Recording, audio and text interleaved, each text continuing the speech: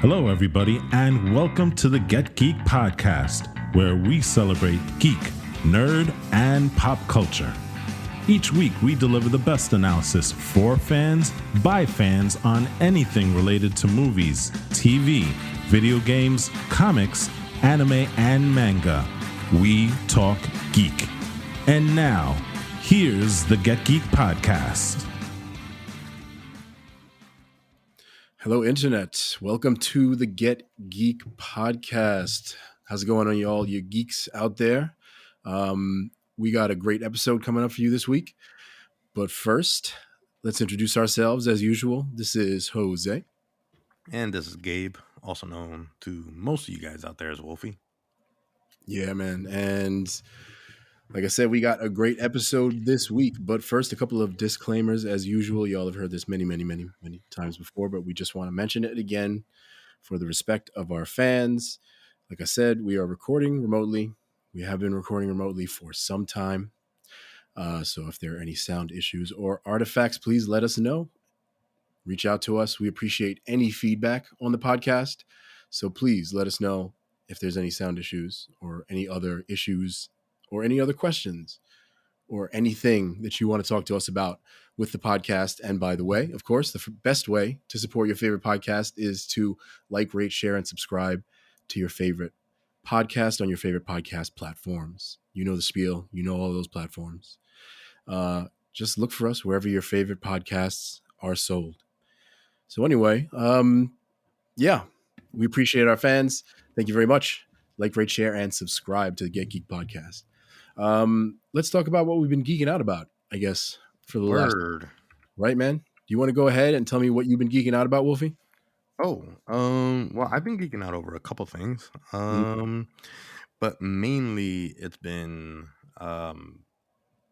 just like Netflix streaming. Just, I've been finding a little bit of time to kind of catch up on some stuff or maybe revisit some stuff.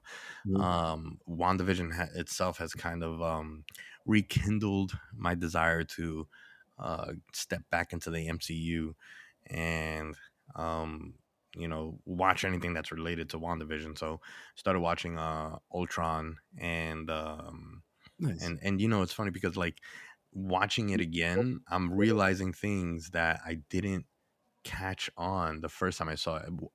Ultron itself kind of falls in it's a little bit like, to me, I always considered it the weakest of the Avenger films personally, like as far as how much I enjoyed it. I just felt like the first time I saw it was very, very convoluted. I love the fact that they introduced Vision in it and all that, but I felt like it was a bit too much stuff going on. And I don't know why I felt that when I first saw it, but I only agree. saw the film. I only saw the film one time. I agree. I actually agree with that because there is a heck of a lot going on in that movie, and they introduced a lot of new characters in that movie all at once. And they moved through Ultron's arc really, really fast in that movie as well. Yeah, that's true. Because Ultron it could have been a big bad, on the level of like Thanos. He could have easily been, because Ultron was a huge event in the comics. Yeah, he usually is a really big bad on the level of Thanos, just like you said. Exactly. So yeah, they crammed in a lot. And I think that's what kind of, I don't know if I also had like Marvel fatigue at the time. At this point, like there's already been so many Marvel movies and so on and so forth. So I don't want to say that I was over it, but I was definitely like, all right, I got through it. I enjoyed it, but I didn't love it. But now that I'm rewatching it because of WandaVision, I'm trying to like revisit, how they got introduced and, how their, relationship actually blossomed. I didn't realize that I missed so many like little hidden gems of dialogue and lines that really now make me look at Ultron as one of the best Avenger movies. One of the best. Yeah. Where would you rank it in the? I guess there's 4 Avenger movies, right? Right. So it was your number 4 before. It was my number 3. Okay. So obviously, and it's funny because I consider Civil War an Avengers film, just because okay, every single member is in there, and it's one group of Avengers versus another group of Avengers, basically. Mhm. But I won't So count. the 5 then, right? Yeah, I mean, I would put it in there as an honorable mention, but it's not officially an Avengers movie, so I won't rank it. But I would put so you have Avengers 1, then you have wait, remind me again. Yeah, then you have Age of Ultron, right? you have Age of Ultron, then you have, the Infinity Stones, and then Endgame, right? Right, and you have Civil War in between Ultron and Infinity War and Endgame. Right. See, Civil War makes sense. I feel like it should have just been Avengers Civil War. Because I feel like I should have been there, to be honest. So I I would actually put it on the same level of um Avengers Infinity. Of Infinity War, really? Okay. I would put it on that same level. Is that your favorite or is that your second favorite Well, of that's my the? second favorite. Okay. I would put it. So I would put Endgame first. Then I would put, if I could, I'd put Civil War second. Then I'd put Mm. Ultron and Infinity War third, with the original as my least favorite. But it's hard for me to say least favorite, right? Because the first Avenger was amazing. So So it like leaps over the first Avengers in a yeah, way. yeah, it does. Yeah, it does. Loki is a wow. Loki was the classic villain that most people appreciated more than Ultron in the end. But so you're thinking his characterization, Ultron's, is actually better than Loki's, or it's just a better movie overall? I just think that it's a better movie overall, because the thing is that Ultron is a villain without realizing that he's a villain. That's the thing.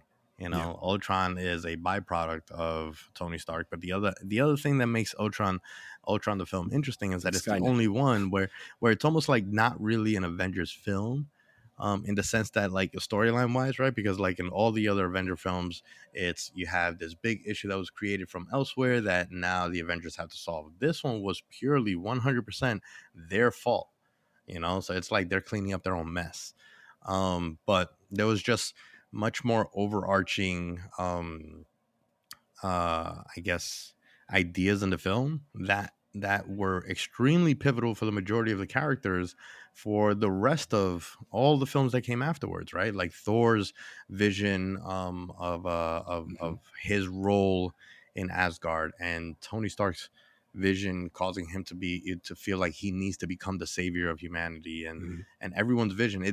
I didn't realize how impactful Ultron was until I saw the sequence of each one of them being manipulated by Wanda, and seeing a vision that ultimately changed them as characters. All It of was a them were climax changed. in this portion of the story, at least you can say Yeah, for yeah, sure. absolutely. And then obviously also watching like the Hulk fight with Hulkbuster, that has to rank Yeah, as at least top three, superhero battles of all time. Like, just the fun of that scene, seeing like Hulk be that scary, yeah. that, like, for example, like when Tony's in the Hulkbuster and everything, and he's like trying to calm the Hulk down, and he mentions Banner, and then Hulk goes crazy. I was like, all right, that's right, don't mention puny Banner. And then all of a sudden Hulk starts like beating the crap out of like Tony Stark. It was just so funny. It was just such a well done fight scene. And it kind of, it's a little bit of a shame that we didn't get that Hulk at all in Endgame. I know that, like, they wanted to go with you know uh Brainiac Hulk, or Smart Hulk, Professor Professor Hulk. Hulk. um but not seeing the true Hulk be released, like, I don't think that in any of the films did we see Hulk be Hulk more so than in the battle with the Hulkbuster. I recommend everybody to just go back and just watch that scene alone by itself and enjoy it. That's how good it was. Yeah, Uh, that's a good fight because I feel like the Hulk is either just way stronger than anything that he fights, or like there's something that's way stronger than him. That was kind of a really cool, like, even battle, and he's just like tearing pieces of the the suit off eventually, and like the Right. way that he gets dropped through that building is But the thing is ridiculous. that I like love it. even the difference of like seeing Hulk go against Thanos, which was, obviously he was on the losing end of that battle and stuff like that. I still don't feel like I saw the even in Thor Ragnarok, we didn't see the Hulk rage that we saw in this one. In No, this one, when Tony's like beating him up and he has like the jackhammer punches hitting him in the face, kind of like he's throwing the kitchen sink at the Hulk, everything. And then when Hulk finally like kind of gets up, he like washes away some spit, obviously moving around some loose teeth, and spits out, and then looks back at Tony, and Tony's like, "Uh oh." And then like he just goes and pummels the crap out of him after Tony already threw the best that he could at him. That like it was just such a cool, like it was pure Hulk rage, and it's yeah, just it was so good. Like I want to see that Hulk so bad. I Not think that we're I gonna want to see it see again. Hulk destroying stuff all the time, but it's just so good to be reminded of why people are afraid of the Hulk so much. You know what though? Like I'm confident that we'll see that Hulk again because the way that Kevin Feige kind of runs the MCU, he loves to take from some of the best storylines. He We'll reinterprets see. it. We'll So see. he's got to do something like a World Breaker Hulk at some I point. don't know, man. I We don't got know. to get it. I feel like what they, and I don't believe that they're doing this because if not, they would be sowing the seeds for this now. But I feel like they should create a Hulk cinematic universe. Like Hulk is strong enough to carry an actual cinematic universe if you tell it the right way, and if you have like Mark Ruffalo who loves being the Hulk, embodies him even outside, and Bruce Banner embodies that character outside of film. There's a lot of people that like once they're done with a character, they don't want to be that character, but it seems like all the MCU actors love representing those characters that they played outside of Yeah. film and stuff. And I don't know. I feel like this is. I want to see a Hulk cinematic universe for Oh man, reals. Walt will You love know, that too. I want to see a Red Hulk, Gray Hulk. I want to see World Breaker. I want to see Immortal Hulk. I want to see all of it. Give me a Hulk show. Hulk's son, Yeah. Oh my all of the God. There's so characters. much. Hulk has so much depth. It's unbelievable that they've had to like restart Hulk so many times. But I anyway, feel like we're going to see a lot more out of the Hulk. I don't I know. think so We'll too. see. I think so too. I Maybe not believe the so World too. Breaker Hulk. It Yeah. seems like you don't think that that's going to be a thing, but I wonder Not where else yet, it's not going to yet, go. because I think that like we'll talk about this when we talk about WandaVision, but I think that it's almost relatively clear what path we're going with Phase 4. So Yeah, I was going to make a point about WandaVision as well, but yeah, I'll definitely save that for when we talk about the episode because there's one there's a more lot thing that of I'm geeking out resetting over, and I won't spend too going much on. time on this. But I'm giving, Ooh. I don't want to say a try because it's not like I didn't want to watch this, but I restarted watching JoJo's Bizarre Adventure again. Oh, nice. So It's such a good show. It's I ridiculous. remember, I mean, I was watching it before, especially after like AJ was just always he there was like a streak of AJ geeking out over JoJo's Bizarre Adventure for like 4 or 5 episodes in a row, explaining ridiculous fight scenes and circumstances and situations happening and stuff. And so I started watching it then, and I fell off for whatever reason. And then a friend of mine on Instagram, a longtime friend of mine, started like like it just reminded me of like JoJo's, and we started talking again about it and how ridiculous the show is, and so I started watching it again, and the thing is that I'm watching it dubbed, and usually I will watch a show that an anime that's dubbed if I know that it's going to be a good voiceover dub, right? Mhm. And I do my research first, and I see online that a lot of people believe that like the dub is actually just as good, if not better, than the sub, simply because we're talking about an anime that's uniquely featuring an entire British English world in old Yeah. English dialogue. So it's like you got to kind of watch it dubbed so that you can get the British the slang and the dialogue that they have. Now, on the other end, subbed apparently is remarkable because not only do they have superb sub voice acting, but Mhm. they very specifically have English in the show where a lot of some of the lines and some of the catchphrases and one-liners are in English, but basically horribly accented by a Japanese voiceover, clearly, and that's apparently what makes the sub so unique and loved. Um, Oh no, I haven't seen the sub. That's where I'm gonna go back and do that. so I promised that I'm gonna watch at least the first season dubbed, and I'll rewatch it subbed, just to see the comparison and all that stuff. But yes, the show is absolutely bonkers and ridiculous. It's unbelievable that this show was even made.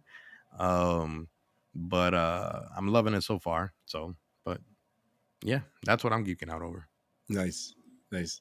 Yeah, I love that show as well, and I'm gonna have to go back and rewatch it subbed. I normally like to rewatch it sub, or excuse me, I normally like to watch most anime subbed first. I think that's like the best way to start, right? In the purest form, if you can. But somebody introduced it to me dubbed, so I saw it first dubbed. I Um, don't know if that's like the most accurate thing anymore though, because I think that like what it is that like for a long time mm, you watch it subbed because the voice actors are better representing the emotion that the actors are displaying yeah. from the sub point of view, because of dubbed, like the actors that are dubbing it are they would kind of just get like low rated voice actors, and the dub would not be good quality and stuff and whatnot. Like, as much as I love like Dragon Ball Z, you can Mm, tell that like the dub is just, it's kind of like whatever actors really. But nowadays, because of anime being so popular, they invest a lot of money in getting the best artists, or rather voice actors, to dub, a lot of shows. And there's been a huge uptick in quality. Like for example, Darling in the mm, Franks has an amazing dub. The actors in on that show, Darling in the Franks, are amazing, beautiful.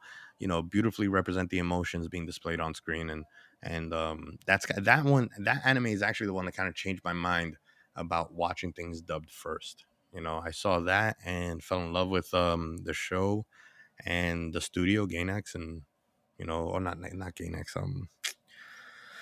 Uh, oh my gosh, I forgot the name of the the studio. I'm gonna have to look that up for you guys. the But animation yeah, I studio. fell in love with it, and then I started looking up more awesome dubbed anime. So I yeah, wonder if some of those people came from Chris Sabat's voiceover company because he maybe like kind of changed the game, right? I gotta take a look at that. Yeah, He he does a did. lot of that. He did. He did. The one of the things that I'm geeking out about is actually a rewatch in the same vein as what you're doing with JoJo's Bizarre Adventure, except it's another show that I started watching dubbed, and now I'm going back and I'm rewatching it subbed, and that's Attack on Titan. I'm watching that subbed all over again. I had Oh not my seen it god, I subbed. still gotta watch this. I gotta. You know what? I just realized I gotta drop everything that I'm doing and watch Attack on Titan, just because people are berating me for not continuing it. Season 5 or season 4 is absolutely amazing so far. But I don't want to talk about that too much because I know you haven't seen it yet, and I know you're somewhere in. Are you done with season 3 or are you somewhere No, I know. into I'm season in. 3? I'm in the middle of season 3. You know what? I'm gonna start it tonight. I'm gonna go back and rewatch season 3 so I can finally watch season 4. Um, because there's just I don't want to get spoiled. So, and it seems like spoilers are here and there. Thankfully, nothing that I can understand. So, because I'm so far behind. But yeah. Okay, yeah. It's definitely you really have to catch up because even on the rewatch, I'm just seeing just how great it is and how some of the storylines and the build up and the pacing for all of the different characters like Aaron and Mikasa and Armin, like Levi, all the like really really incredible, really really really fleshed out characters, Berthold and Reiner and like everyone that's just so central to the narrative. It's just been a great rewatch.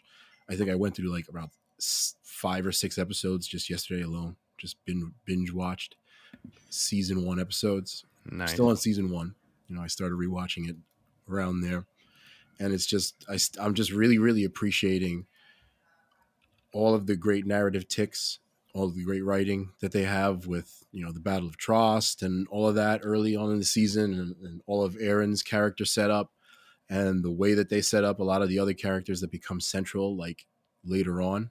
Trying not to spoil it as well. I don't know how far exactly you are into season 3 where major revelations occur.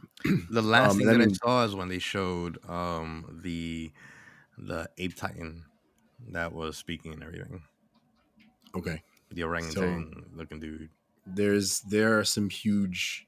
I mean, as you no doubt understand, because you said you don't have any idea what the spoilers you're seeing on the internet are.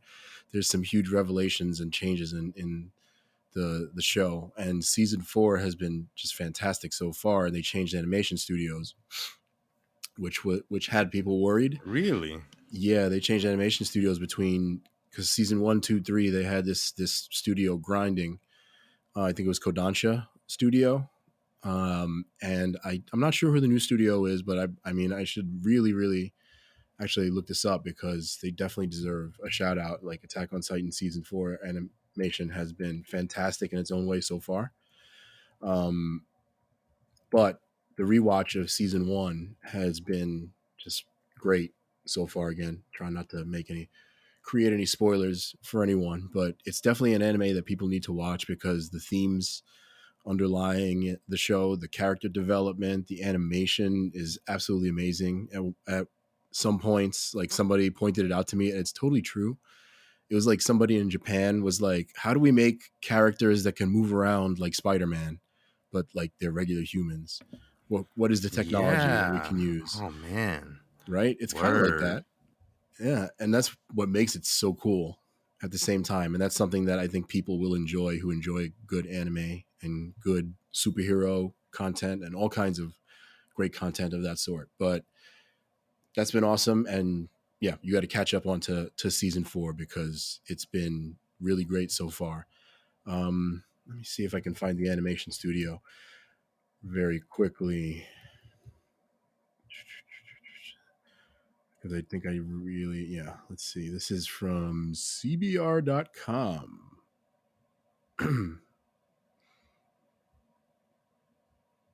The first 3 seasons were actually animated by WIT or WIT Studio, and this one is handled by Mappa. They're known for hits such as Yuri on Ice. Again, this is from Oh CBR.com. man, Yuri on Ice is like a hit show. Yeah. Yeah, yeah. I mean, I haven't seen it, but I've heard a lot about it. I've read a lot about it, so it seems to be like a very, very big one. Okay. See, so yeah, the animation is top notch, and I guess that might be behind the popularity of Yuri on Ice as well. But Attack on Titan definitely is the first thing that I've been geeking out about, and the other thing that I've been geeking out about is something that I think you played some time back, closer to its release. The Hideo Kojima game, Death Stranding. Oh snap! I'm still Yeah, playing. I'm still not finished with it. it's a I game mean, that I haven't been able to dedicate time to it. it's definitely a game that I can see taking a lot of time of your time to complete, though, because there seems like there's a lot to do, which is one of the things that I really enjoy about this game. And I love Hideo Kojima because I just have to say, like, he's so good at creating these weird and interesting experiences and these weird cinematic experiences, these weird gameplay experiences that like almost make absolutely no sense when somebody tells you like, "Oh yeah, you're just walking around and delivering stuff." But Yeah, exactly. it You're just a delivery man. It's or insane. like It's that it's a weird. walking simulator, right? Like those are the almost the negative ways that people refer to this game. Yeah, yeah. Um but I love it so far. Like I just have to say I absolutely love it so far. Um Where are you exactly on it? I'm still relatively early because Right, right. I definitely got past that like massively long cutscene that was like an hour long at the beginning of the game, or an hour and a half long, whatever the heck it is. Um, and I've met a few of the characters either in flashback or in other ways, like Mads Mm-hmm, Mikkelsen's mm-hmm. character I've seen in some flashbacks. Yeah, I've definitely met Deadman, Guillermo del Toro's yeah. character, who's really fun and funny and interesting in the narrative. And let me see. I definitely haven't ventured out past. If you can think about how the game has the map of the USA, and it's definitely not to scale in any way. I think I'm Right, right. still. I'm nowhere near He's the definitely not Midwest walking even that yet. fast. Yeah, there's no way that he could be walking that fast in any way. But I don't care about that. Like honestly, I love the map. I absolutely love the fact that like to me it's not a walking simulator. It's more like it's like a climbing simulator. It's like you're climbing mountains Yeah, it's and like definitely other more things of like a that. climbing simulator for sure because like you have to plot like how you where you go and you got to manage your balance the entire time and stuff. You Mhm. got to be equipped for it. So it's more of a climbing simulator for sure.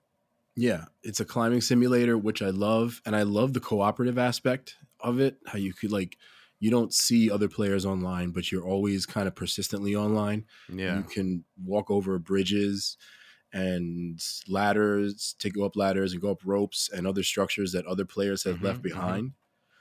I really like that cooperative element that kind of feel makes it feel like a community of climbers or something Yeah. like that, No, which is exactly. Yeah, cool. that's exactly it. Yeah.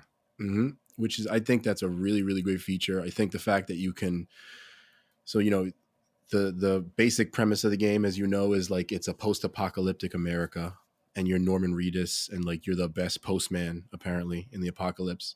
It feels like to me, it feels like every Kevin Costner movie, but starring Norman Reedus. Basically, yeah. But I love it. Okay, like, and some of those Kevin Costner movies were pretty good as well in their own right. But the system that the way that he systematizes Hideo Kojima, I'm referring to, the way that you do walk in this game, like you said, keeping balance is very, very interesting and like keeps you on your toes. It's well done. You have to strategize, like you said again about how you get up certain structures and how you stay balanced, and just like that aspect is so cool. The aspect with the BTs is really weird, like the sort of specters of the dead that can turn into like these demonic creatures that try to grab you and basically like pull you to the afterlife or to a purgatory or wherever the heck you go in this game. Like all that stuff is really, really cool and really, really weird, and what I kind of expect from Hideo Kojima. And then that just makes me really like love it even more. um and yeah, just so far I'm super enjoying the game. uh I'm not, like I said, very far into it. I've definitely seen some of the parts with Lindsay Wagner's two characters that she plays kind of in this game, and the role that Norman Reedus has, like with the president of the United States, Yeah. apparently the remaining president of the United States after the Yeah. apocalypse. Yeah. um and like I said, I just appreciate the cooperative experience. I like What do putting ropes you in cool places that how do you people feel can about like access because easily. you so know for me the most I mean the first of all the world is beautiful itself, but one of Yeah, the the graphics are coolest things great. that I like about it is obviously the cooperative aspect of like building stations, building bridges, and building other things, and other structures for other people to use. But not only that, like putting like stations where you can uh like have music playing so that when you're crossing this landscape it's not just like some boring landscape. You're listening to like Oh, an really? amazing soundtrack, really. Like I think that the music in this game, I listen to the soundtrack Oh, I love it. quite often. That's true. The Yeah, I music love in it this game is actually. amazing. I I agree. love the music and it's like so perfectly selected for this game. Yeah, I agree. Like that what's the name of that band? I think is Low Roar. Yeah, It's low one of the, roar. like the best, Yeah, it's or one of the amazing. ones that Oh provides a man. lot of tracks to the Yeah. soundtrack. Yeah. Oh yeah, Really, it's really it's good. a really, really good soundtrack. I'm definitely enjoying that as well. I was definitely Yeah. listening to that on a walk the other day, some of the parts Yeah. from the soundtrack. But It- yeah, I've been absolutely loving that aspect of Death Stranding as well, and the world and the graphics and the oh, that's so animation awesome that is you're checking great. that out, man. Yeah, yeah. That's I'll, so I'll cool. definitely have more to say about it, I think, Yeah. on a future podcast. But Yeah. we should definitely get to, I think, WandaVision episode 4, because I think that was pretty awesome. Before we do, once again, those of you guys listening, please take a moment to like, rate, share, and subscribe. Put this on your Please, Instagram, Facebook, Twitter, wherever you want to share about us, so that we can kind of grow a following and bring you guys more cool episodes. So go ahead and hit that share button and share this episode with whoever you think is gonna like or dig Death Stranding, JoJo's Bizarre Adventure, Attack on Titan, or anything MCU. Anyway, yeah. back to the show. WandaVision, chapter 4, or is it episode 4? I Is think it's it, or episode 4. This is pardon this the isn't the interruption? Mandalorian, right? They're just doing episodes and not chapters, I think. So this is the episode that's like basically let's start making this sort of make sense. Yeah. So what did you think? Um, I I really really like the direction they're going in. Like it's quite simply now. Like obviously, I'll have a lot more to say about this. I think, but I enjoyed the episode, and I like how they gave you a little bit more information. But even the characters in the episode, like Kat Dennings coming back, some spoilers, right? So there's definitely this is going to be a spoiler conversation. But Kat Dennings coming back as Darcy Lewis and other characters kind of expressing how they don't really know what the heck's going on either is really kind of great and really well written into the narrative. And Yeah. like, I really enjoyed this episode. Um, and yeah, like that's my general kind of impression of the episode so far. And I think it might be one of the best episodes so far. So, what do you think about it? What did you think, kind of? I I really really enjoyed the last episode. Um just because of how like like there's a lot of stuff in it and all that. Mm. Um I guess I would say it's at least on par with that episode. This episode was really, really cool because it's it brought back a character. I forgot what her name is, but from the Thor universe, it was super cool to see her actually Yeah, have like an actual Darcy, role. Darcy, yeah, that's right. hmm Um, Dr. Lewis. Dr. Lewis. Hmm.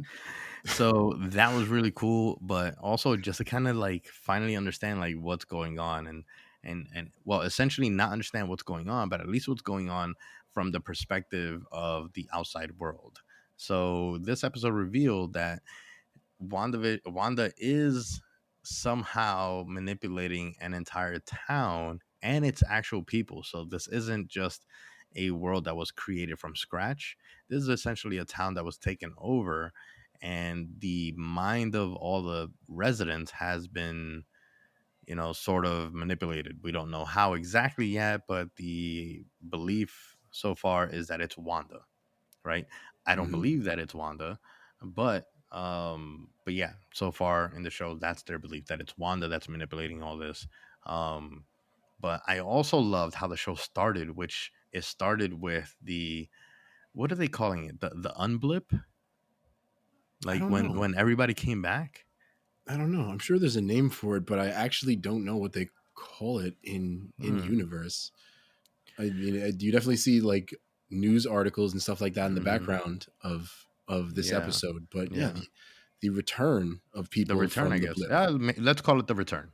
the return So of the the blip. return of people has like it started with Monica Rambeau kind of not kind of returning to the timeline. In her belief, she believed that she was just maybe napping for like a 20-minute nap, not realizing that so much time has passed, and she returns to where she was, which was the hospital where she was awaiting her mother to, I guess, wake up from recovering from a surgery and stuff like that. And it turns out that, like, her mother died, and it's been 3 years or 5 years or whatever it was. So we get thrown into the blip that connects this to the actual MCU world that we know and love. I loved So this scene. I really did. I don't know. What did so you think freaking about this cool. first scene? I thought it was amazing. I thought it was like it was the scene that kind of like it like made me go like like I saw it and I was like, oh crap, this is we're going into the real. We're going into the real WandaVision now. Like we're not just gonna get these episodes of a facade. This is the real stuff. Yeah, And it's so cool to see the implications of the MCU kind of come to this yeah, show and bring yeah, you back into exactly, it. And exactly. it's at one of the big climaxes of one of the movies where you see this panic of people in the hospital all after they're being unblipped, and people realizing that they're back, and other people realizing who weren't blipped realizing what the heck's going on, that other people are coming back out of nowhere. It's such a crazy scene, and it's quick, but it's just really really really such a well done way to turn the page a little bit into the next act of WandaVision, I think. Yeah. So I So mean, I loved it. So now, so obviously, like we start kind of getting the actual present day real world filled in for us outside of WandaVision, and we have Monica as a sword agent, she kind of wants to get back into the field. She wants to, and the field being outer space, essentially, or extraterrestrial stuff, which clearly means that they're setting up scrolls, because they have not really set up anything else with sword Mhm. beforehand, right? This is the first, real. This is the first tidbit of sword that we get, right? Yeah, the Um, first pretty big tidbit of them, other than the possibility that was Nick Fury at the end of Far From Home on some sort of sword space station, Right. right? Right. Exactly. That's right. And so obviously they're gonna connect to that, but she's told that she's grounded, literally, so meaning that all her operations have to do with whatever happens to be on Earth, essentially. So she gets a detail where she has to connect with an FBI agent to figure out everything. That's how she gets involved with the whole WandaVision world. But at the same time, it also gives us a very quick, it answers a question for us, at least for me, because this entire time I thought that Monica was in there maybe as a spy, maybe infiltrated to try to like see what's going on with Wanda and all that Mhm. stuff. And it turns out that she got sucked in to WandaVision, not realizing that she was in there. Her mind got controlled. Yeah, to a certain extent, and there were some moments where she definitely breaks, which Yeah, again she we can does. Yeah. definitely get to later in the episode. But it's true that she and all of the residents, it seems, because you have this small town that Wanda Mm-hmm. is Mm-hmm. basically. I mean, it seems like her power is being used to control it, right? I think that's what we Right. believe, Right. but we don't know if she's willingly doing it. I Is the don't think that thing, she's willingly doing. I think so. I think that she is, to a certain extent, willingly doing it, but right? not being the one. Maybe not being the one that has started it or whatever, or maybe part of her is being manipulated, because clearly, like, certain things are making her, like, for example, with Monica, when she realized that Geraldine was wearing the sword emblem and she saw that sword emblem on the helicopter, and she realized, wait a minute, this person doesn't belong here. What's going on? She like, just, flew Monica out of the whole WandaVision sphere, I guess. And on the television screens, which the FBI agents or whatever, or sort, are out there kind Mhm. of looking at, because they figured out a way to actually visually see what's going on in there through Darcy's intelligence. Like old Um, TVs, basically, that can pick up the cosmic microwave background right, radiation. exactly. They went That's pretty super. cool because that's the static that you actually used to see Hmm. on Hmm. old TVs. That's what caused that static. So that's a Yeah, pretty cool science right. detail. That's cool.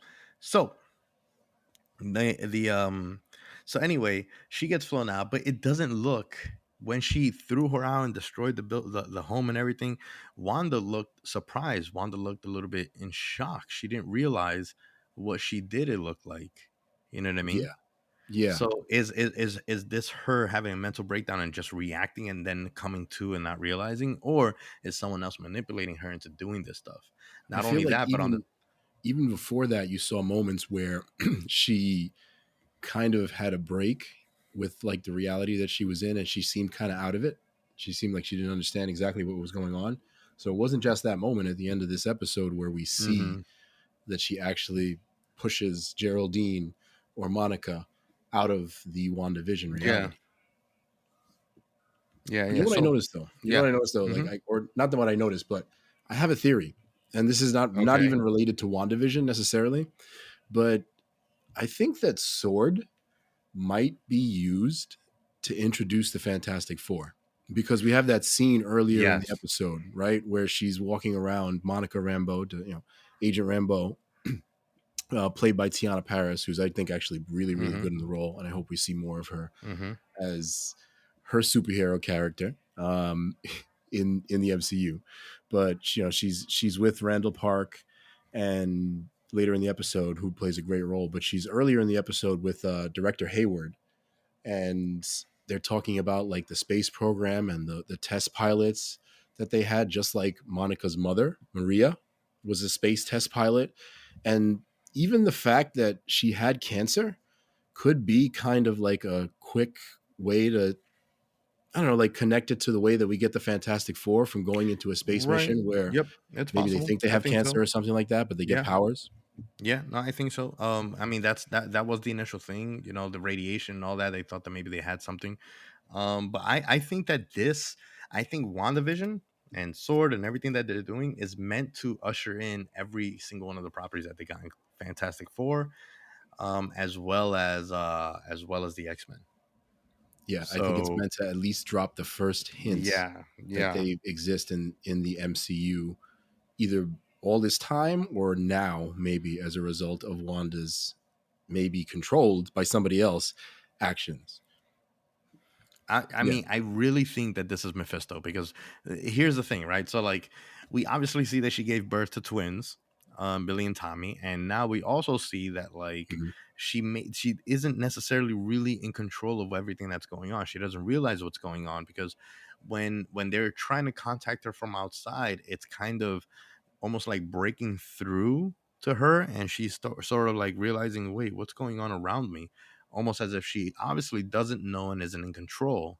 And then something happens, you know, where it kind of resets her, and then on from the viewer standpoint, it causes like a television edit where they cut that piece out and they go straight to credits, or they cut that piece out and they go to the next scene, you know. So for me, I feel like Yeah. there's like a producer on the other end that's manipulating that, and it has to be Mephisto, because the other thing too is that like there has been no mention or desire for Wanda having any children before this show. So why is it that like if she's the one creating this universe out of her own like thought process on her own, she just happens to create a set of twin babies named Tommy and Billy, you know, Yeah, with the specifically. clear implication from the comics that it's Wiccan and Speed, Tommy and Billy from the comics, Yeah, exactly. who are Absolutely. So mutants. but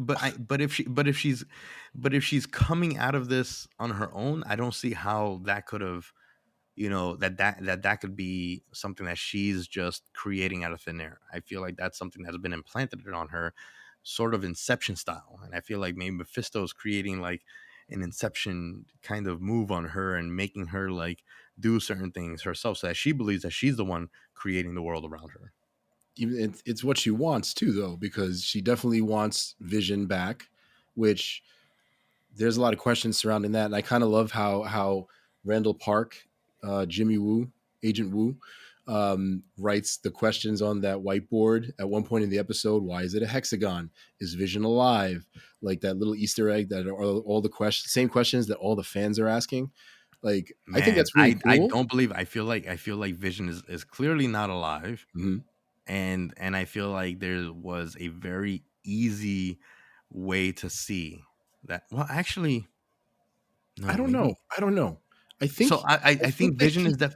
Hmm? might be, Sorry. but I think that when she so here's what I kind of think, if I may say that. So I think that he is actually alive, but only when she can maintain her focus in this reality, because I think she has the power to do it. But when the reality gets broken, like it was by Geraldine at the end of the episode, when she or Monica, when Yeah, she tosses her out of the reality, I think when it breaks, that's when she can't maintain the actual Vision being alive in that reality, because she is created from a mind stone. She has the power to bring back the mind stone, bring back like any portion of reality. It's implied, at least a small portion of reality. But I guess what Sword and other agencies are worried about is that she's going to spread her power to all of reality. But I think that yeah, they're kind of implying that a little bit also. I feel Um, I would like to see Vision back fully and for reals. Um, but two things, right? Like I feel like if you do that, which it happens in comics all the time, but if you do that, I think it takes away from like, you know, Endgame and, you know, Infinity War, because his death was so impactful, you know, that I feel like if you bring him back, you kind of cheapen that. well, I don't know if they're It's going to like bring him it's like back. Palpatine. It's like Palpatine. You know what I mean? Like bringing back Palpatine is like, well, then, you know, like this didn't mean anything, you know, back Well, then. you know So what it is though? I think they might do like a much more well done, at least in my opinion, kind of like Wonder Woman 1984, like Devil's Bargain, where she might have to choose to let go of control of this reality, but Oh, for like sure, for might not sure. I even think that happen that's in this exactly what movie it though. is. It might I not think even that, happen in this movie though, if you think about it, or in this in the show, it series, might.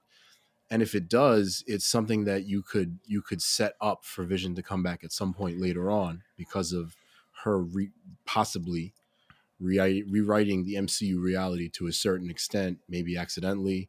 I mean, it depends on how far they stretch this into multiverse of madness. It seems right. Like, is you she going to know, be the the the the villain, quote thing is, unquote? that like the main reason I want Vision back, the main reason is because Paul Bettany plays him so good. He Mhm. is such a good actor, and I just don't want to not see him on screen. Yeah, You know what I I love mean? the He like moments when you I see just him love it. realize I something. think they're great. But the Yeah, reason that I think that like either that she's obviously super manipulating him is that when he had a moment of like kind of realizing, wait, something's not right, you know, um, and all that stuff, she kind of put him in his place with a very simple ask. She was like, "What are we watching tonight?" And he just put on a smile, grabbed the remote, and started putting on TV. What if that was a command? What if that was like a manipulation command? you know what I You know what love I mean? about that moment though, like you see, and this is what you mean, like when Paul Bettany is such a great actor, you almost see like a captive look in his face, like a help me kind of look. Yes, yes, you Like do. when That's the he thing. I looks saw at the that. camera Yeah. at the end of the Yes. episode, and this is, after they show us the reality again of Right. Geraldine, Monica Hmm. being ejected, and Vision coming home. This was the end of the last episode, right? They're just showing it from a different perspective, and then when he looks at the TV, he looks scared almost. He looks down at the baby, he looks at Wanda, he looks at the TV, and he's He got like doesn't this understand what's going look. on. Yeah, So like so then that's but he's got a so, feeling, right? It that seems like. that right there does kind of make me feel like it makes me feel like maybe then he is alive, because if he's just a figment of her imagination, then why would he have any kind of suspicious feelings? You know Yeah, what I I mean? mean that's exactly why another good reason that I think that he is alive, but she won't be able to maintain it at least for now. By the end of WandaVision, she'll probably have to sacrifice him or something. Right, right. I think, but I mean, I guess we'll see where it goes. I mean, Hmm. it's been really really interesting, like to see like where it's going with Vision's storyline so far. But I want to kind of get back to the Mephisto point you make because Yeah. I want to ask what you think about this. Do you think Mephisto is in the town as one of the people, as one of the townspeople? Because we have that moment in the episode where the FBI agents and the Sword agents and Darcy, start to identify who some of the townspeople are. Right? They start to put their New Right. Jersey Yeah. IDs and like a little Hmm. synopsis of who they are, a little Hmm. bio, but What we if don't see Mephisto? anything What if for Agnes. What if Right? Vision is Mephisto? Vision is Mephisto.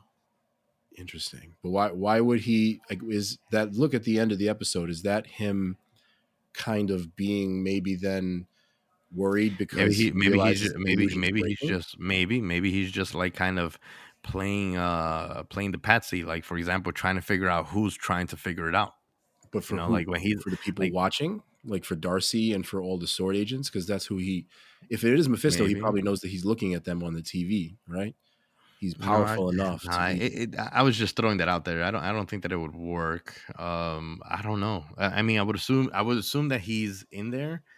And I think that like they will eventually they're maybe in the next episode they're gonna have an episode where they have a new character introduced, maybe like guest starring on WandaVision, this guy, Hmm. and all the FBI agents and the sword agents are like, wait, who's that guy? And they go to the board and they're like, he's not listed. This is everyone in town. This is everyone we've seen.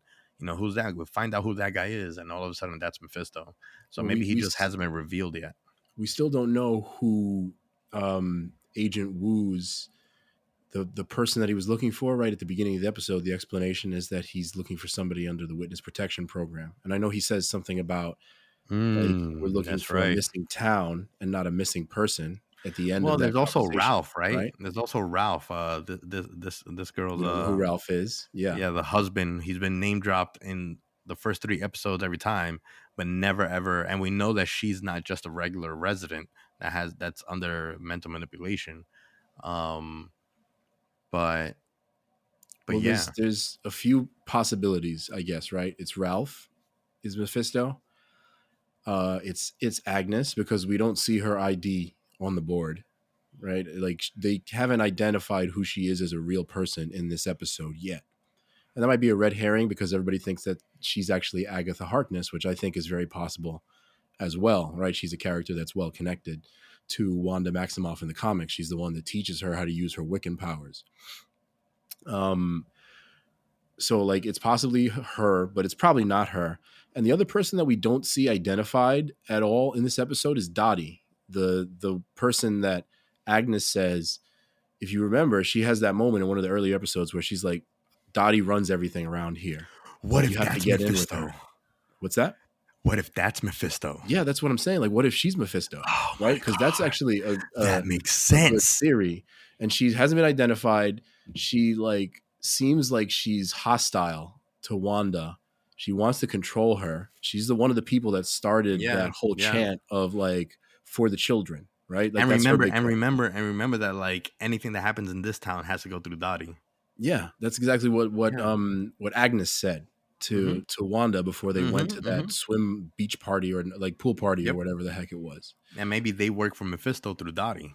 Right. Or it could be like That it could actually, be a I feel total like red herring too, that actually, because I don't know, man. That makes so much sense. it could be a misdirect though, because they are writing this show really well. What I really like about the writing is that it's almost like a good Easter egg too, because the questions that the show is trying to answer are the questions that the fans really want answered, that the show created, kind of. So I think that's like a good reason why the writing is so well done. And little moments like when that agent brings the photo of the drone that looks now like a little helicopter in Yeah. the WandaVision reality. Like it answers some questions with good writing when he asks her like, why did you colorize it? Because the drone in in WandaVision's reality actually turns to color. The agent answers to Agent Wu like, I didn't.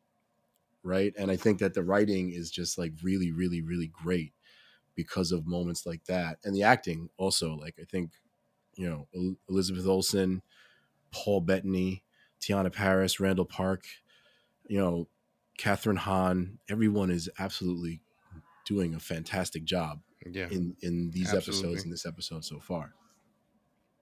Absolutely. I mean, it's just like I said, it's rekindled my desire to go back into the MCU. Like I am all in on the MCU all over again because of WandaVision. I didn't think that that would happen.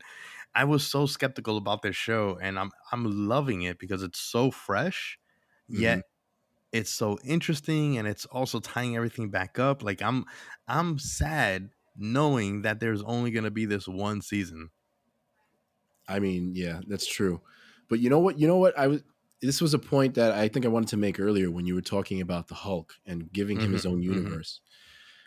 I think that Kevin Feige, who also actually another big hint, by the way, is that Kevin Feige had to give his okay apparently for the actress that plays Dottie.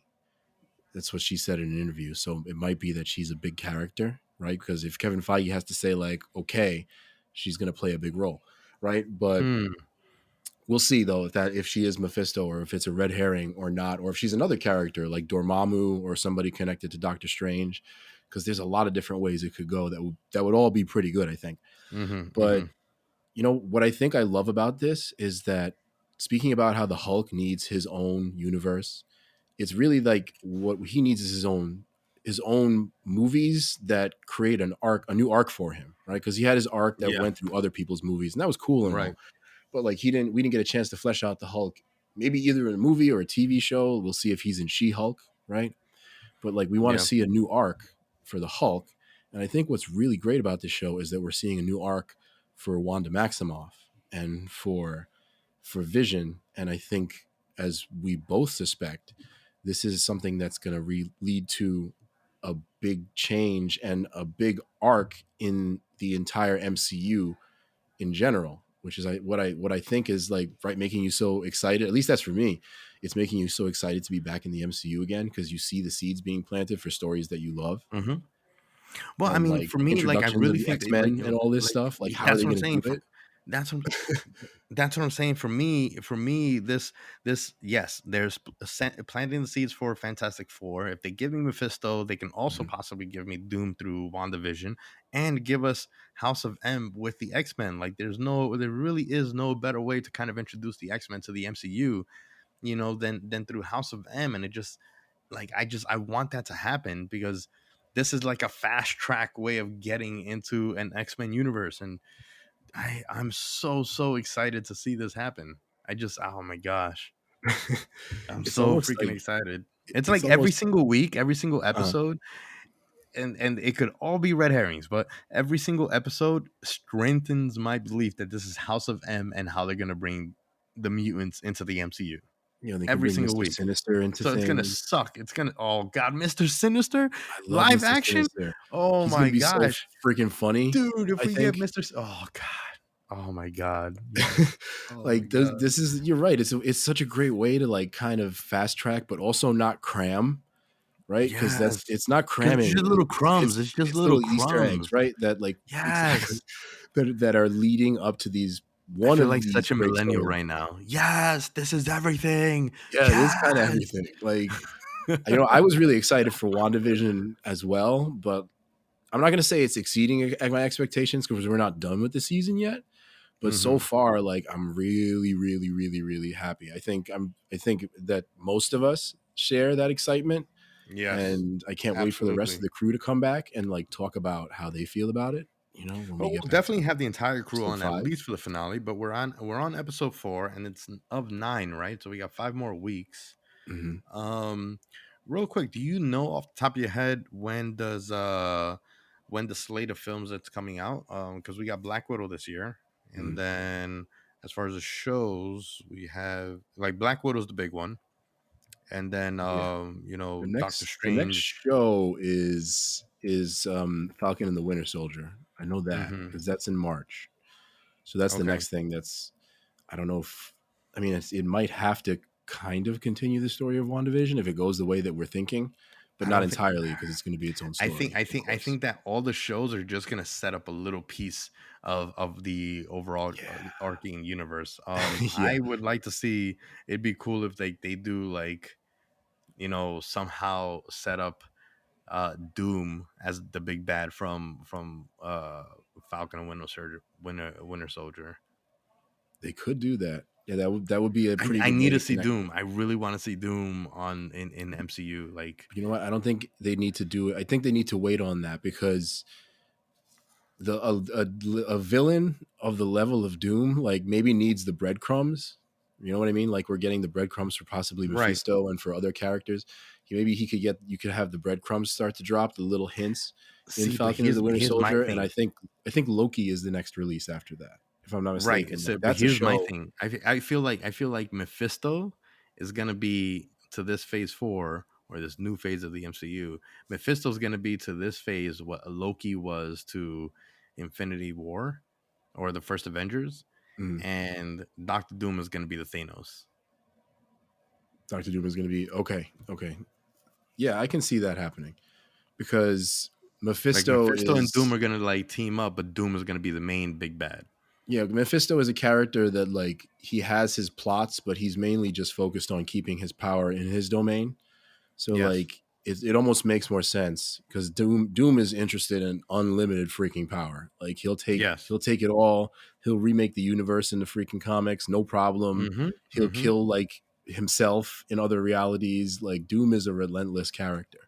Yeah. So he needs a really, really good setup. And yeah, like that's why I think Mephisto might lead into let's see. We need some updated release dates because Doctor Strange I think comes out.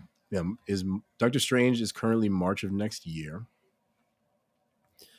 Um, Loki does not have a specific release date. I don't think yet, but I think it's in the fall of 2021. Um, Eternals. This is not an updated list. It looks like because Eternals is definitely not out February 12th, I don't think. And yeah, we have, yeah, in terms of the shows, Falcon and the Winter Soldier is also in March.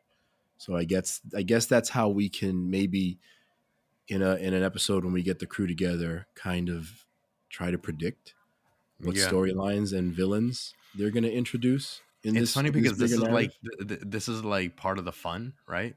Part of the fun is being able to predict or try to predict where it's going and stuff like that, knowing that Kevin Feige has probably the next 4 years already planned out, you know.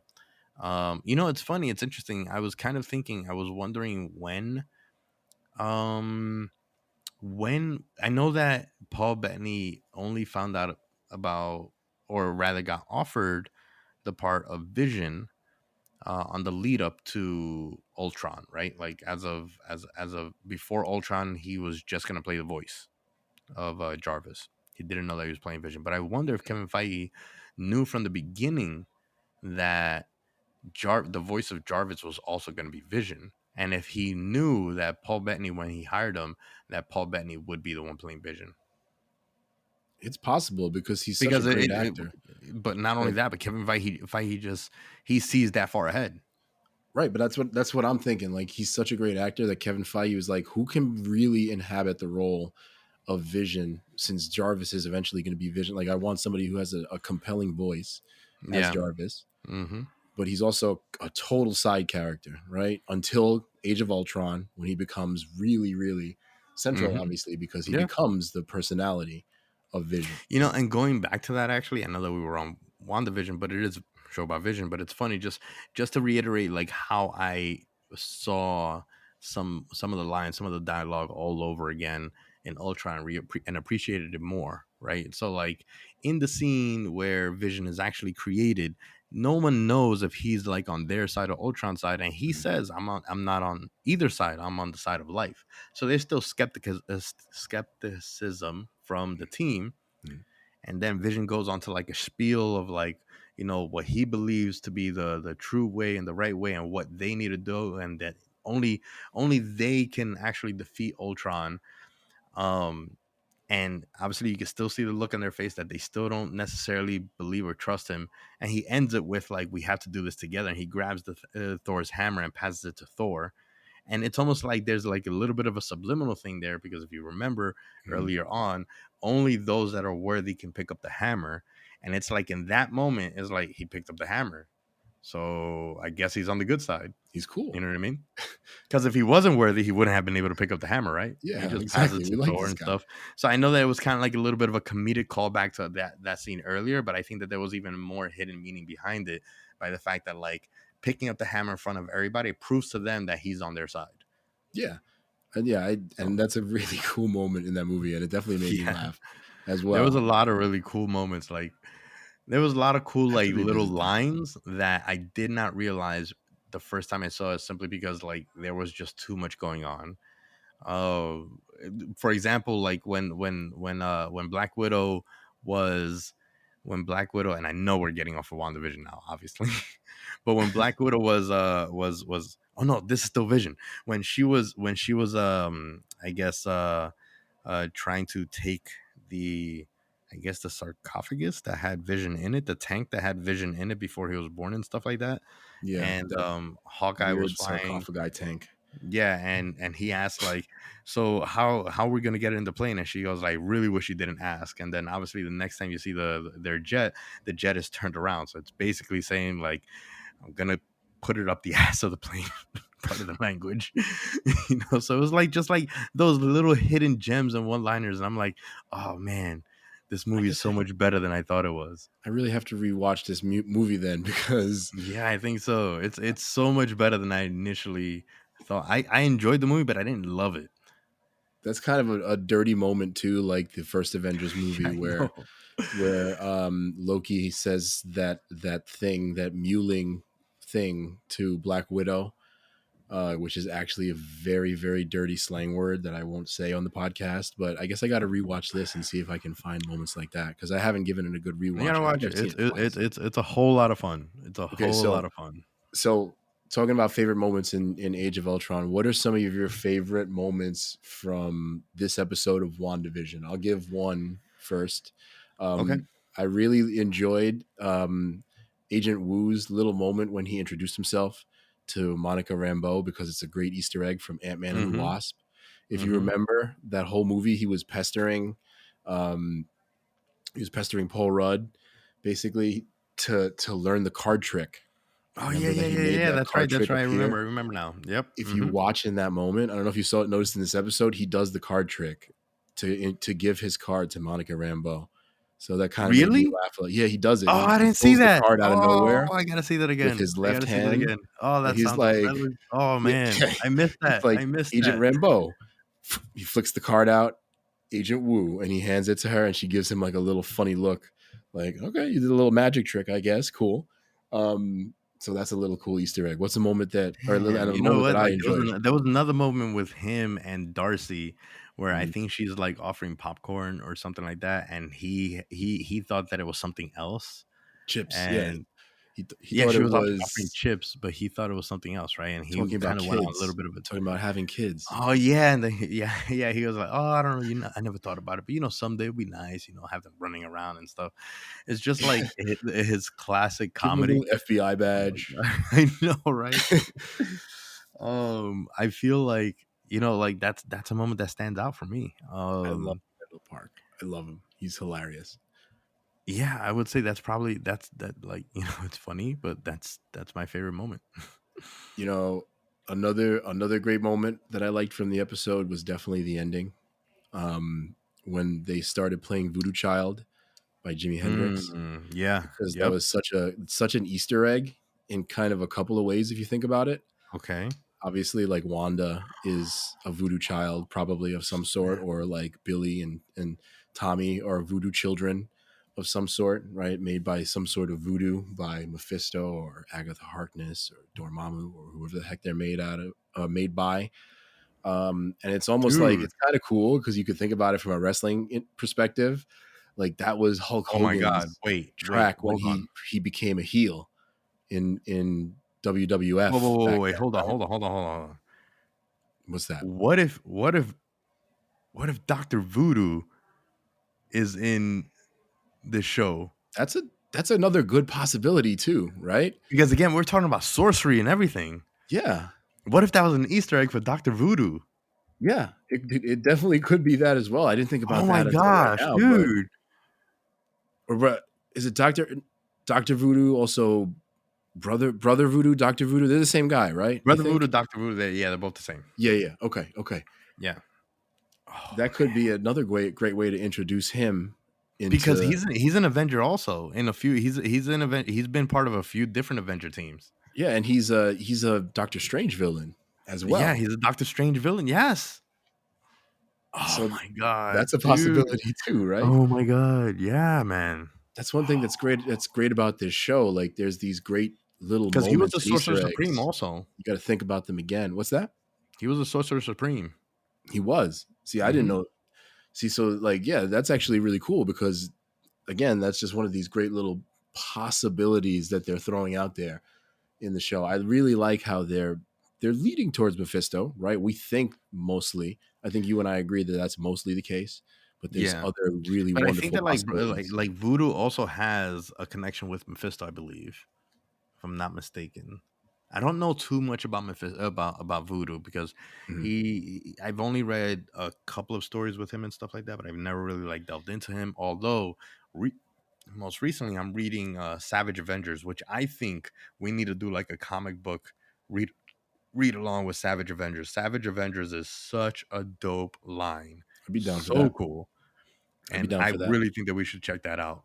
For those of you guys that don't know, Savage Avengers features Wolverine, Punisher, Venom, Elektra, Brother Voodoo, and it's just like think about Avengers, but tons of blood and gore, and pretty much an adult comic. So this is my favorite Avenger Mhm. comics of all time, and I hope that they don't end it, but they're continuing with it Your and everything favorite of all time. Wow. Okay. of the Avengers lines, because I was actually not a huge fan of like the Yeah. Avengers comic lines. Mhm. I never was. I like individual hero comics, not so much. I liked Ultimate Avengers a lot, but this as a team comic, I think Savage Avengers is my favorite one out of all the Avengers lines that I've was ever really into. Wow, that does sound Um, like it's worth a read along. just because it's like a bunch of like I'm a bigger Venom fan than I am of Spider-Man. I love Wolverine, and Punisher's a total badass. You know Oh, what I and I and it features as one of the main Savage Avengers, Conan the Barbarian. Oh, really? Yeah. That's true. He is a Marvel character. Yes. He So always has he is been. one of the Part of the main MCU. Savage Avengers, and he's a total badass. It's Can so you freaking imagine? cool. Can you imagine if they recast him and brought him to the MCU? Or Oh like maybe he'll be in Doctor Strange in the Multiverse of Madness, or the third Spider-Man movie, and it'll be Oh yeah, Arnold because the Schwarzenegger. entire world is in the third Spider-Man movie. It could be Arnold Schwarzenegger, right? Because it could Well, I be mean, him it could in be this what's his reality, in name? some weird joke reality, right? And then No, they but recast the character. no, Who else was it? that It was that Conan is what's his name? Oh my god, I'm so terrible with names tonight. Jason Momoa played him Yeah, also, I Jason think, right? Momoa play him. I could totally Yeah, see Jason Momoa play a better Conan under Marvel. in the MCU. That's right. They Yeah, in the could. I MCU mean, for I think it would sure. be a fun What? Easter egg if they had Schwarzenegger, but they had like obviously the real main MCU universe. Yeah, Jason Momoa be Conan the Barbarian. Oh, that would be pretty yeah, cool, actually. I mean, we could always talk about how they could lead into a Savage Avengers storyline in the MCU, but that would take a lot of setup since we haven't even freaking introduced the X-Men entirely yet. You know what I've been wanting to read actually? I've been reading a lot about, speaking of Venom, and then I guess I kind of want to ask you if you had any other cool moments from WandaVision. But like I've been really enjoying what I've heard from the Null storyline that's going on right now in Marvel Comics. It sounds really interesting. Like you've heard about oh the Black King, yeah, right? for Null, the sure. symbiote god. Yeah. That I sounds actually I really started cool. reading it. I haven't finished catching up. I've been catching up to some Venom comics and stuff, but I'm quite behind. But they have like Null, which is turning out to be a pretty big Marvel event right now. Not Mhm. super huge because I feel like it's a little convoluted and a little bit all over the place. But it's Yeah, basically a Carnage line. it's It's a it's Spider-Man not going to Venom be Carnage. a total reshaping Yeah, yeah, of things in the Marvel universe for sure, but it's definitely a pretty fun and pretty big event just because of like the level of characters that he's just wiping out with his power that I've like right. heard a little bit about. But like I definitely don't want to spoil that for anyone or for you because it's something that I want to check out for sure. Yeah. So is there any other moment or episode that you think was really cool, really interesting, or that you had a question about in this episode of WandaVision? Not really, because the thing is that like a lot of the questions were kind of already answered for the most part. Like Mm. obviously there were some questions that were asked, like for me, but I don't think that there was anything super because it was a little bit more of his. It was almost like a repeat of episode 3, but just from another perspective, another point of view. Mm. Um, you know, and we kind of touched on everything. Like, what's another scene? All right, Hmm. so Well, I I mean, guess the one thing that I'm most interested in is mm, in, like we saw from like our end. I think it was in episode 2 or was it episode 3? I think yeah, no, it was in the beginning of episode 3 where like there was an answer or a question that Vision gave that Wanda didn't like, so she just like real quick, just like a TV edit, uh reset of the scene, and then we get a different answer to the same scene. yeah, they didn't even see that moment, right, where Vision Right, kind of yeah, they didn't see that moment. They realized didn't it. see it. They didn't see any of the moments. Like when we saw in episode 2, when we saw what's her name break the glass and cut her hand, and then we saw the blood in red. Mhm. We saw like a bunch of stuff going on there, but from their end, they didn't see anything. They just saw like when Wu was trying to contact her, they just saw the screen shift and reset and just kind of go into the actual episode. That's So true. there's We didn't definitely stuff that see they're not getting. They didn't see the moment when Geraldine / Monica was ejected from the reality, and they didn't see Mm-hmm. Um, what else was it? They didn't Yeah, see on that one, the moment when it just cut straight to yeah, straight to the credits.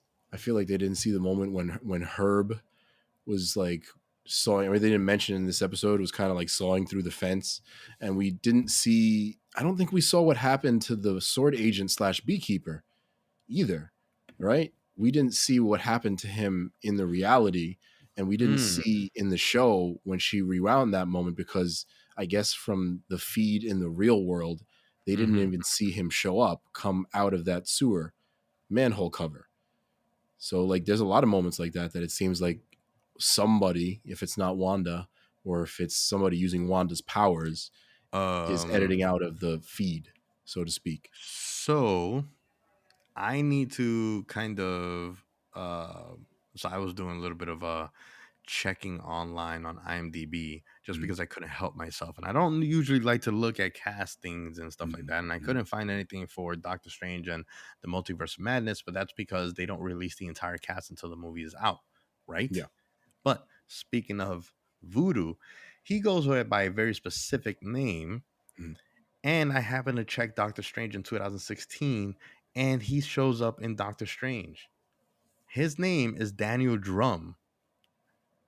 Well, That's his actual name. So Voodoo actually made an appearance in the MCU already. in what you mean in one of these episodes? Is that what you're No, no, saying? no, no. In the original Doctor Strange movie.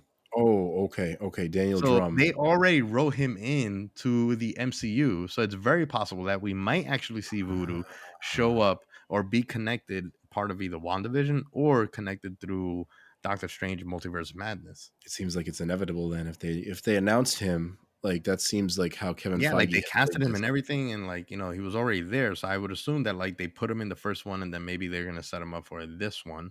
But they're not gonna, like, if he was just like, he had a very small role. He was one of the sorcerers at the temple and all that stuff. Mhm. Had a very very small role in that film, but they weren't going to plant them in that film if they weren't going to use them in the future. Because otherwise, why not just use an extra? It could be like Why actually cast Daniel Drum, who also is Dr. Voodoo or Brother Voodoo? it could be kind of like the setup for Mysterio in Spider-Man Far From Home, how he was like Yeah, the yeah, background of for like sure, for Tony sure, Stark's for sure. goings on all this time. It's definitely possible. I mean, and dropping Which that then, if it's part at the true, end of if the it's true, then that episode. means that that's how deep Kevin Feige is. That he will go that far back into the timeline to kind of develop this. Well, he's actually Oh a my god, comic writer in a way, if you think about it, because he's this is developing crazy. This is each crazy. of these details. It's like a big Marvel event, right? He's like creating all of these plot points that they kind of have to hit, but Yeah. he gives the writers room to create the dialogue and all that. And sometimes they even improvise, which is famously how Mm-hmm. Mm-hmm. the Iron Man movies were created, at least with John Favreau at the helm. Yeah. So like as long as they hit those story beats, which isn't that I mean, I'm not gonna say it's not complicated. Of course it's really complicated and it's excellent writing. But like if you do it as well as Marvel has, this is why we get these amazing moments in shows like WandaVision that are leading to something greater Mm-hmm. and very possibly leading to any number of things that Kevin Feige is pulling inspiration from, but not storylines from, which I think is why it works so well, right? Because the storylines are not really exactly pulled from any of these places. Like Thor Ragnarok is a perfect example, right? We had our Planet Hulk Yeah. influences, Mm-hmm. we had all these great influences, but they weren't the storylines. But like it worked really, really well for that. And I mean, I guess we'll see how we progress with WandaVision episode 5, which I'm more and more excited for each episode that we watch so far. I don't know about you. And I do have to say, No, I am. I'm I really absolutely am. happy they didn't just take this and make it 6 episodes because the pacing is so much better. Stretched out to 9, I think. Even Right, if but it's I feel I 20 do feel minutes or like whatever. this past episode felt really, really short to me, to be honest. It felt very, very short. And it was. I mean, it was like 27, 28 minutes. I think it's But also because you're kind of revisiting the last episode in a way, yeah, I like you know. So said. that's the thing. So like the last like 6 minutes is almost like taking away from the episode because we already saw these. Even though we're getting a little bit more information, we're still seeing less of this. I feel like this episode. So Um, so I almost think that for me, this episode's almost like episode 3B because it still takes place in the same timeline of The episode 3. footnote. Yeah. So Yeah. Yeah. All right. So should we do we want to rate these I this really episode? don't want to rate the episode Do we just want to because I wait? mean we could, but it's just that like I thought about this over our last episode, and it's kind of hard to rate the episode if we don't know what the implications of the episode are, right? Like, what if Mhm. the stuff that happens in this episode has such a huge overarching effect on everything else that happens? Then it's got to be a 10. But then if it doesn't really have any we don't know, so it's hard for me to rate it without getting the entire context. Okay, so So I would let me give a say, different system okay. slightly. Then no numbers. Just is this episode, like I said, is it making you more excited to Oh see yeah, what's for going to sure, happen? for sure. But Right. that's something that WandaVision is doing. Every episode makes me want to watch more, and not just watch more. Not like I'm waiting on pins and needles now for the next episode. Like I want to watch it Mhm. at 3 a.m. A Friday morning, Thursday night, whatever you want to call it, because Yeah, I want to know. I want to know, you like, need to is it know. Mephisto? Is it Doctor Doom? Are they gonna bring Brother Voodoo into this? Are they gonna? Is Is Vision it figuring it House of M? out? I need to know what's gonna happen in the next phase And when through this any of show. those things happen, it's like if any of those things happen, it's going to probably blow your mind. Yeah, If I mean, it exactly. seems like they're Hmm. executing it right so far. I mean, as long as they stick the landing, right? That's all we Yeah, need. that's So far, all I we don't need. care I mean, what it they kind of do. I can't recall anything that Marvel's put out that, like, to me, I thought it was Ultron, but I was sadly mistaken. I says. didn't have faith. You know, I should have rewatched this sooner. you know what else? There's something that Marvel hasn't done either that I kind of gives me more confidence. I Hmm. don't think they've really started a movie or anything on such a high note and then Hmm. like faltered Yeah. yet, right? We haven't seen them like totally blow the landing, so to speak, in terms of how they end the movie or whatever show it is, because things like Agent of Shield got better and better, and that was kind of partially because Kevin Feige started to get more and more control. But that mean I guess we in Feige we trust is Yeah. basically Hmm. what we're going to say about this, and it makes me more and more excited for other properties, like we said, like Doctor Strange and the Multiverse of Madness, and Loki, and Falcon and the Winter Soldier, which are Yeah. all looking really I cool want to see the so entire far. MCU timeline now again, including Doctor Strange. Doctor Strange is one that, like, I feel like probably has a lot of little tidbits. I'm pretty Now that sure I know Doctor that Daniel Drum Strange's is in there. release hasn't changed yet, because you know how it's been. No, no, They're no, no. like I mean, like, the doing this first one, dance. the first movie. Oh, the first Like, movie's release order. like it's making me want to watch everything just because I want to know what might be coming. Oh, you're gonna look for the little hints. Yeah, yeah, yeah. I see what you're saying. I understand. Yeah. I think I wanted to go back and definitely watch Age of Ultron as well. So that's something that I'm gonna do at some point in the next couple of weeks, and maybe geek out about it in the same way that you have. Mm-hmm. All right. All right. So yeah, man, I think we had a good convo about WandaVision this week, and I am really excited to see where we're going to go moving forward with WandaVision episode 5, 6, 7, 8, and 9. Check it out on Disney Plus, y'all. And I'll say as kind of a closing thought on WandaVision for me, like I kind of use her for as a great guide. My girlfriend is enjoying it as well. So like even if you're not into MCU stuff, as long as you understand a little bit of it, and you can probably just watch Marvel Legends on Disney Plus to get Yeah. caught up, right? Yep. And Mm-hmm. then just watch this, you'll probably enjoy it, or at least have a boyfriend that knows enough and is patient enough to explain small moments to you in the episode. She's not annoying about it, so Yeah. I thank her for that. Also, it's only some basic questions. So I definitely enjoyed it. Yeah, y'all. We want to give y'all a reminder out there and a thanks as well for dealing with any remote sound issues, audio artifacts, or other problems that y'all heard in the episode. Please give us any feedback that you want to give in terms of the audio, in terms of the episode, in terms of the content, in terms of any questions, in terms of any episodes that you want to see, or any topics that you want discussed in the future in the Get Geek podcast and for the Get Geek community. And again, the best way to support your favorite podcast, if you're listening, obviously your favorite podcast, is to like, rate, share, and subscribe to the podcast. Again, you know the spiel. You can find us on all your favorite podcast platforms, wherever your favorite podcasts are sold. So thank you to our totally awesome fans, as always, for tuning into us. Is there anything left to say, or should I just say it? Stay geeky, my friends. Yeah. Peace, y'all. Enjoy WandaVision. WandaVision.